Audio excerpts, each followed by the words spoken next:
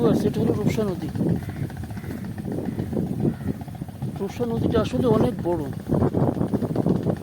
মোংলা থেকে শুরু করে খালিশপুর পর্যন্ত। অবশ্য কাস্টমগড়ের পরে ভৈরব নাম হয়ে ভৈরব হয়ে নদীটা শেষ হয়ে গেছে। এটাও রূপসা নদী।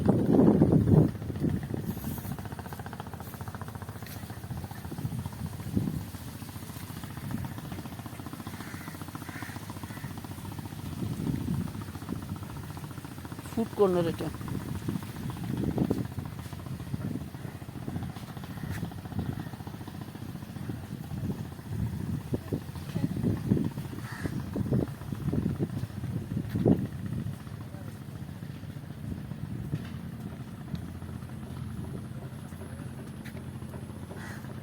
ভিউয়ার্স, এটা দেখতে পাচ্ছেন রূপসা নদী, এবং এটাই চলে গেছে খালিশপুরের দিকে, ভৈরব নাম ধারণ করেছে।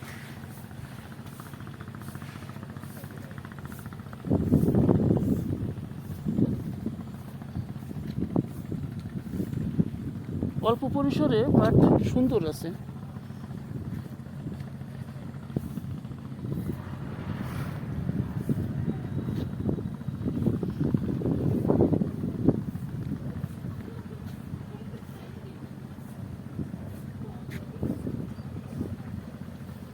এখানে খুব সুন্দর একটা ফুল গাছ দিয়ে গেট তৈরি করা হয়েছে।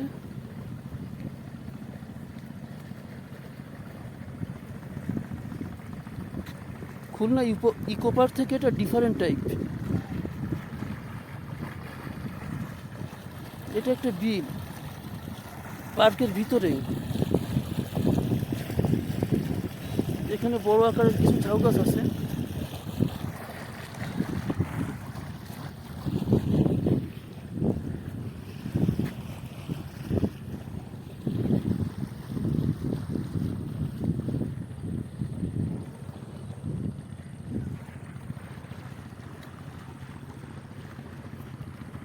যথেষ্ট সুন্দর।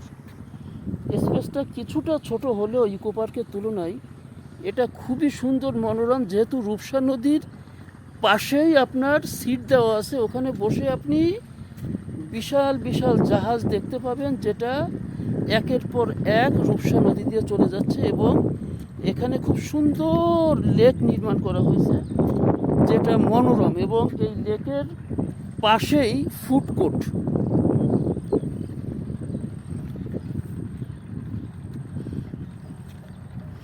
ওই সাইডে ডকইয়ার্ড, ওই সাইডে যেটা দেখতে পাচ্ছেন ওগুলো হচ্ছে ডকইয়ার্ড, জাহাজ নির্মাণ শিল্প। ওই সাইডে রূপসা নদীর আশপাশে যথেষ্ট পরিমাণ ডকইয়ার্ড গড়ে উঠেছে, জাহাজ নির্মাণ ও জাহাজ মেরামত।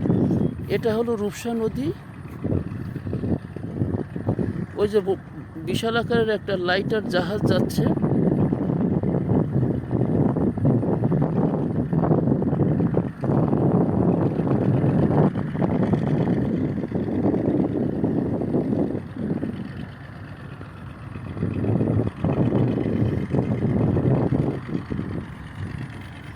বাংলাদেশের সিফুড ইন্ডাস্ট্রিগুলো সব ওই পার।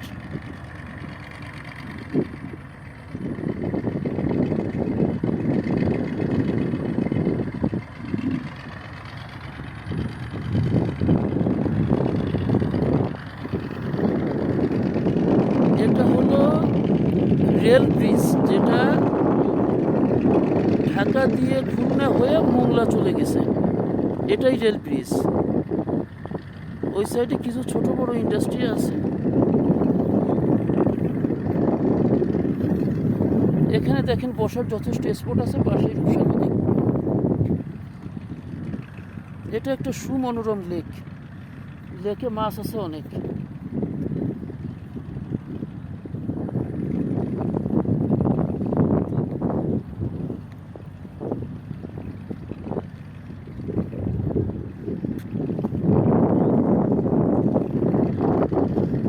এটা একটা বার্স, শাহজাহান 2।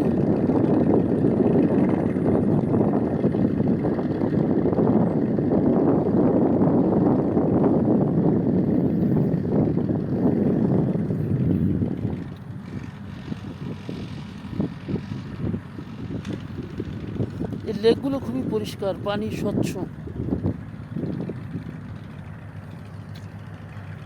মাঝখানে একটা লাইট হাউস তৈরি করা হয়েছে।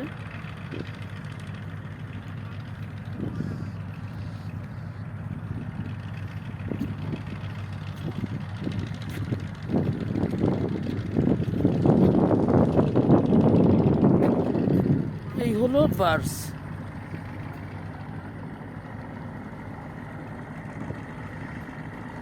প্রচুর পরিমাণে বার্জ, লাইটার জাহাজ, অয়েল ট্যাঙ্কার, কার্গো জাহাজ প্রচুর পরিমাণে এখান থেকে চলাফেরা করে। এই জন্য এটা একটা সম্ভাবনার নদী। কিন্তু সেখানে সরকারি যদি বিগেস্ট পলিসি এবং বাজেট না থাকে, সো কিছুই করার নাই।